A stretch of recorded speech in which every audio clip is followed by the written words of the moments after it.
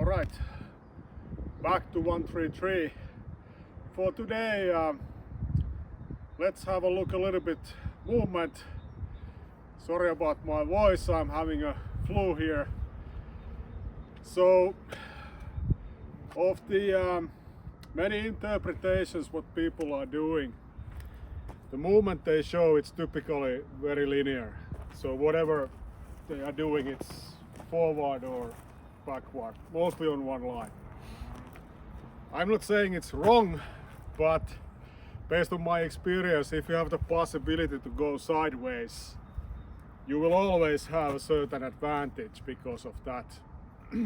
If nothing else, your opponent has to redirect themselves a little bit so you can gain a short amount of extra time to do stuff.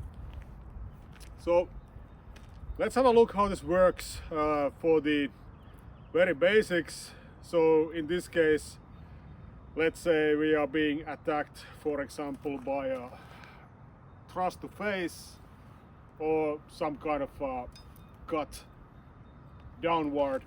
So it's basically coming at the high angle against us, and what we are going to do, no matter where we are going to move into half shield type of parry and then make a counter attack from there. But this time we have been concentrating to the movement or stepping or footwork more than anything else.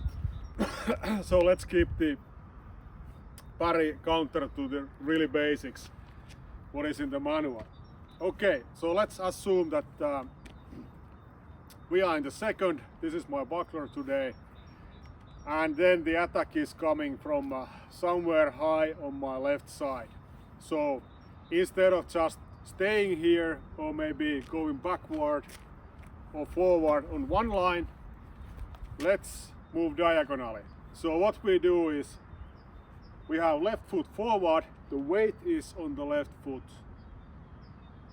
So our right foot is ready to move. And we want to finish the fight as soon as possible. There is no reason to make it longer. So what we are going to move is to move diagonally forward to my right while intercepting the blow. It could be, let's say, thrust to face. So we move out of line here and use the half shield to block it. So now we are here. This is the first part of the movement. So we are kind of evenly distributed weight at this point. Let's do it again. So from the second, just cut down, we are here. And from here we are going to be pushing the opponent's sword down, like in the manuscript. And then we are turning to our right while we are cutting. So this is the cut. Now we hit the opponent, unless they decide to block this with their shield, because their sword is now down. And if we miss, we simply keep going and come back to the same guard we left. So now we are here. So I'm gonna do it again. Left forward, second buckler here. So in slow motion it looks like this. We can cut like horizontal, for example. Again. It doesn't require, any force at all, but these strikes will be quite powerful, I can tell you, because these are based on the body rotation, weight shifting principles. I will explain those much later, but this is how it looks like. So you turn and shift. Powerful cuts. One more. Here. So that's the technique. Now we are here. How does this work from the other side? So let's see. So now we have right foot forward. I'm putting my sword on my left shoulder and the buckler is somewhere here. It doesn't matter much where it is, but just keep it somewhere. Usually it's somewhere over here. You are protecting the elbow or something like that. So it's here. Now we are getting incoming more from my right side. It could be a thrust to face or a strike from this high angle. So what we do, we do the mirror compared to what we did just before. So we are gonna be stepping with my left foot now. So my weight is on the right foot, this left is free to move. So it's not fully here, let's say 70-30%. Okay, so we step with left, half shield, so now we are intercepting the attack. Now the weight is momentarily on both legs, almost evenly, and we cut down, so the opponent's weapon is deflected down that way. So now that's down. Now we can make our counter attack. So we rotate the sword from here, and now we turn this way.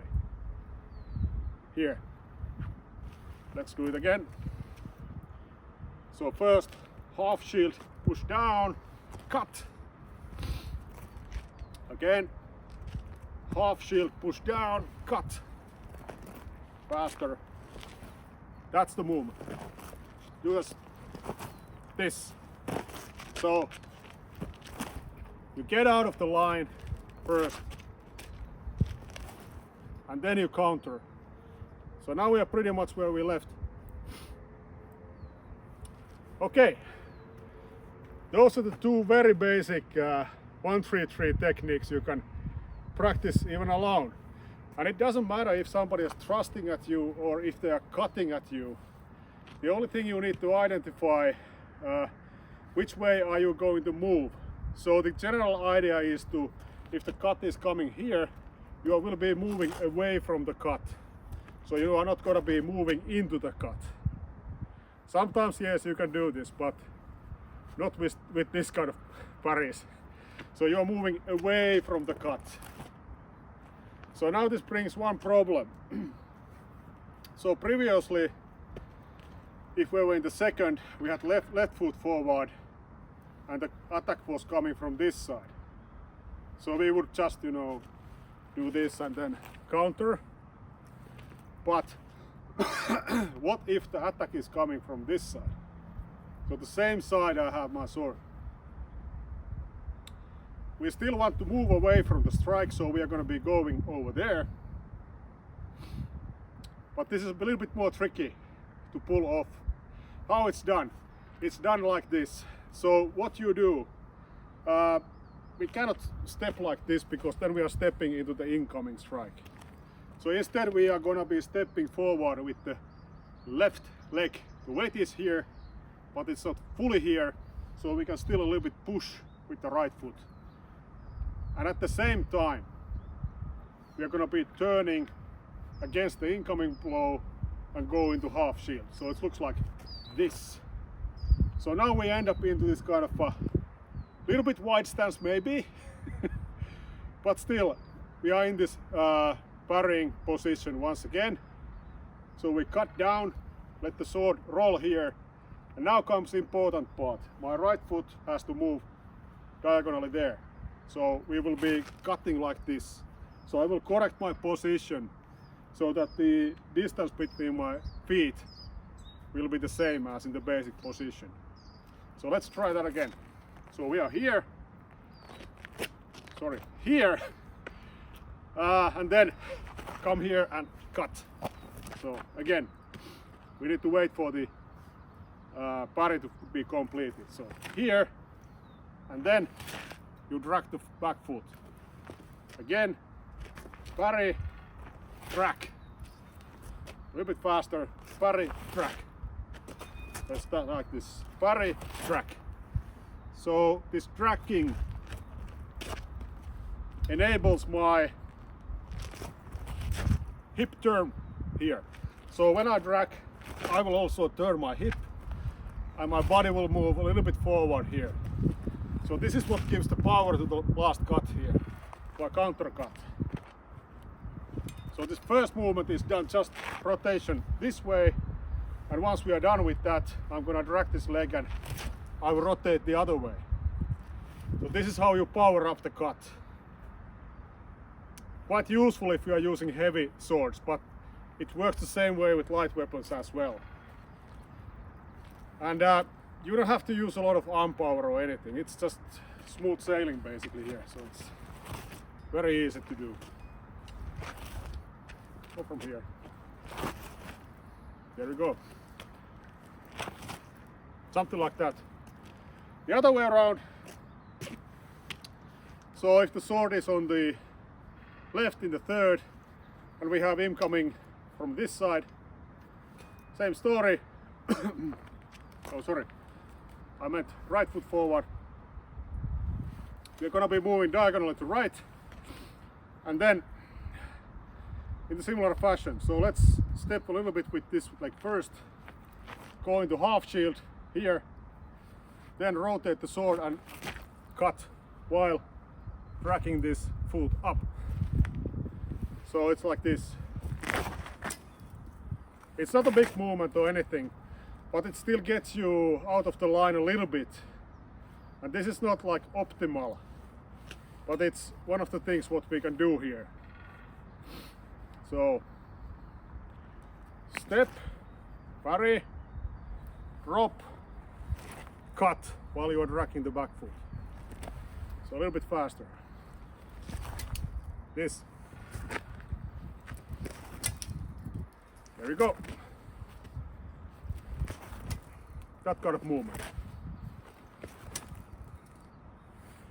So those are the basics for the high angle cuts.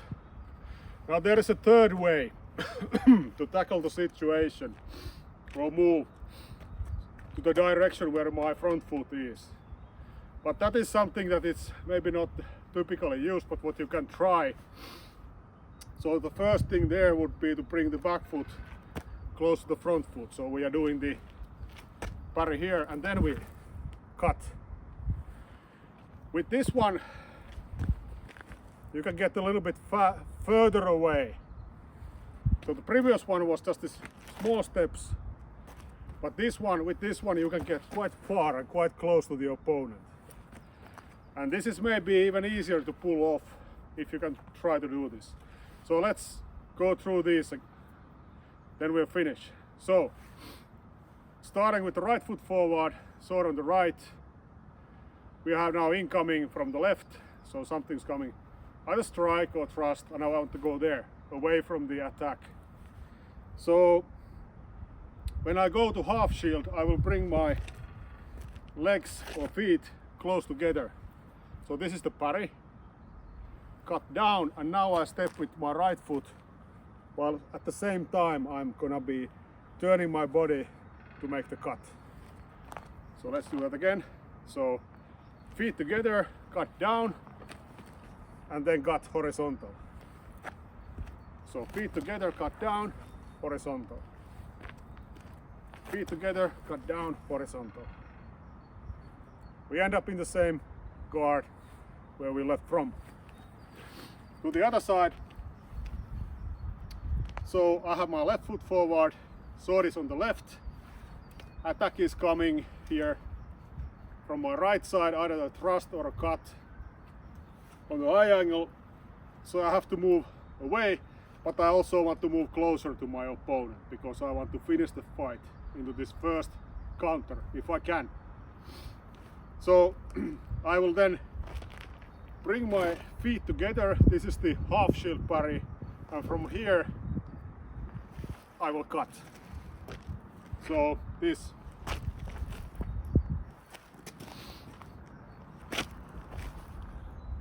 So it's the same as before, only to the other side. So feet together, half shield, cut down, let the sword fall, and then we step forward, and now we are kind of like dragging the sword with the full body weight forward, accelerating that and doing the cut. So let's do it again. So it's just this. And the feet have to move fast. So it's not slow stepping at all. Something like this. It's a little bit slippery here. So this is, and the other way around, that was like here. So then it would be what? This.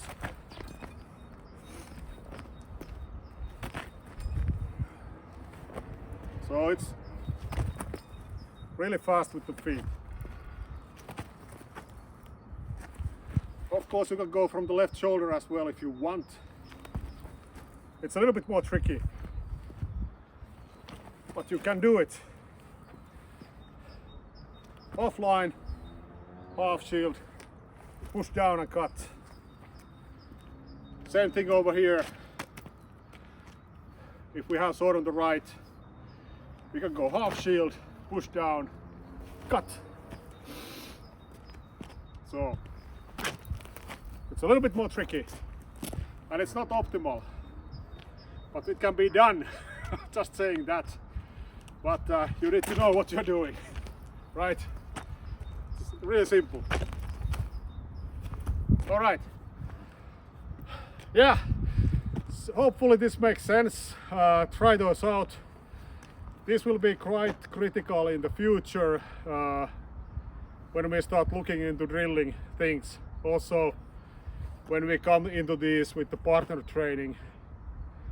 So striking with the sword, it's important, like thrusting, sure, but I think movement is even more important. You have to get out of the way of the attacks. If you have the space, you will have advantage to attack the opponent.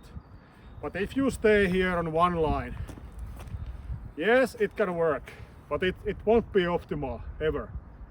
So remember, 133 is everything about like controlling the opponent. You get close, but also away from their weapon, and then you cut.